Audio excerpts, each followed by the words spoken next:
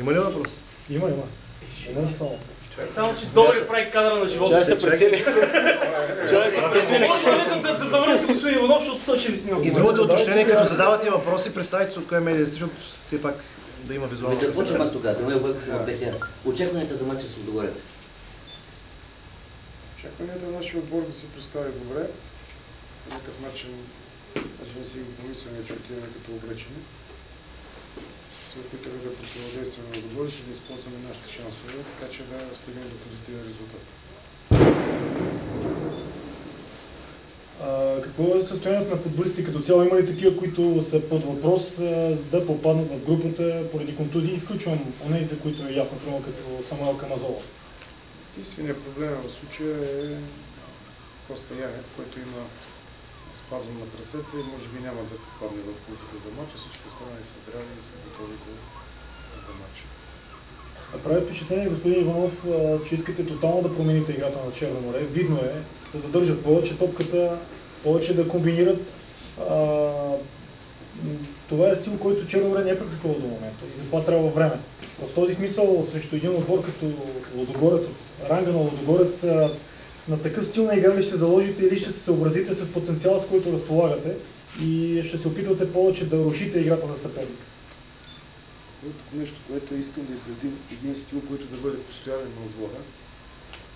Мисля, че това е начинът, по който един отбор трябва да играе, да контролира топката, да има бързи атаки по фланговете, да пресираме противника.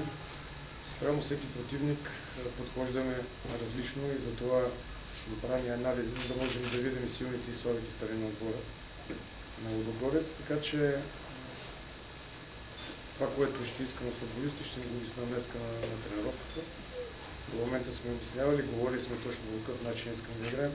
Спрямо противника настрояме нашата игра. Но като цяло искам да изградим един стил, който да бъде привлекателен за хората. Имаме футболисти, които могат да играят футбол, така че не смятам, че за един матч или за един противник трябва да променяме това, което сме работили 2 месеца. Отбора на Лудогорец не е тайна, играе доста сериозно по фланговете, натиска сериозно там. Вие имате кадрови проблеми, що се отнася до десния фланг, за десния бек. Става въпрос, че ще заложите там най-вероятно на Живко Атанасов, който не е типичен бек. Това притеснява ли ви липсата на Сашо Александров там?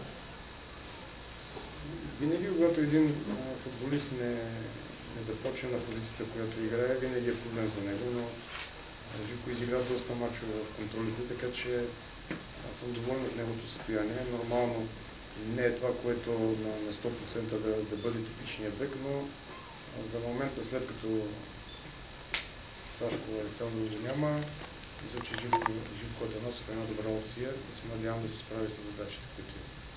За нас остава загадка формата на Идалго, защото не е ясно колко е тренирал преди да дойде в Черно море, въобще в какво състояние е той и може ли да издържи пълни 90 минути? Пълни 90 минути едва ли, но Идалго е играл януари месец матч официален.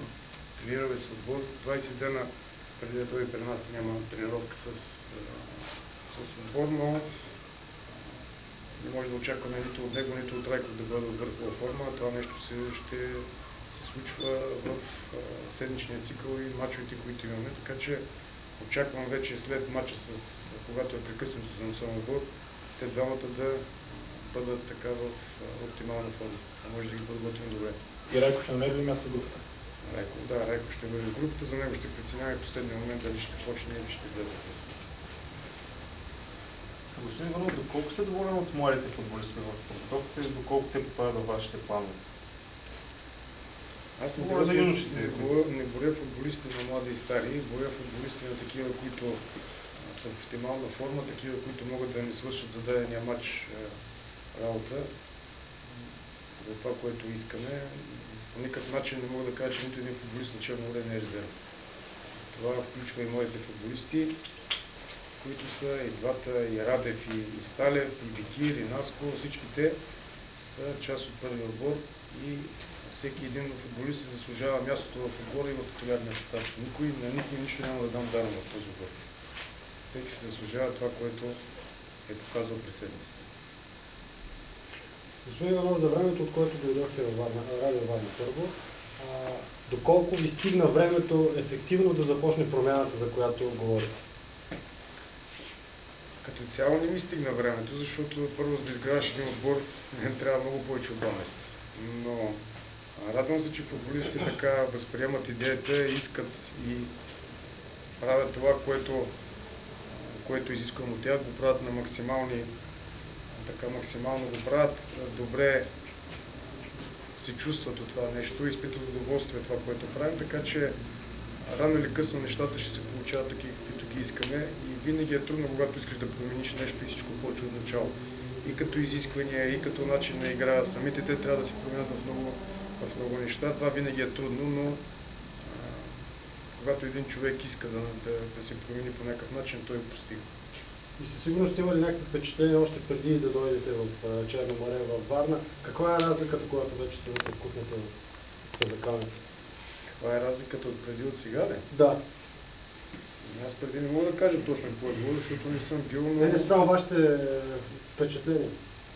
Има ли голяма разлика това, което виждате всъщност, каквото е и това, което се очаква? Вижте, аз не се интересувам от това, какво е било преди мен в Черно море, нито съм се интересувал от моите колеги, които са били преди това. В момента, в който съм дошъл, съм имал виждания за футбола, които искам да ги налагам и мисля, че е излишно да се връщаме какво е било преди, какво е било сега. Най-важното от тук нататък е отбора да показва едно добро лице и да печелим колкото се може повече мачове с добра игра, защото без да подобриш играта, без да налагаш някакъв стил да има твой отбор, резултатите, примерно, които ще ги получаваш, няма да бъдат постоянно. А ние знаем, примерно, и всеки един от нас, ако се замисли, трябва да разбере, че класата е постоянство. Когато един отбор е постоянен, държи едно ниво през голяма част от сезона, това означава клас. А не един път избухваш, един път си трагедия и така. Това не искам да го виждам в моите футболисти. Имате ли други въпроси? Каква е програмата до мача с Лудогорец? Тренираме днес и утре, пътуваме за Търговище и следващия ден за наша. А каква е информацията ви за Лудогорец? Доста голяма информация, всички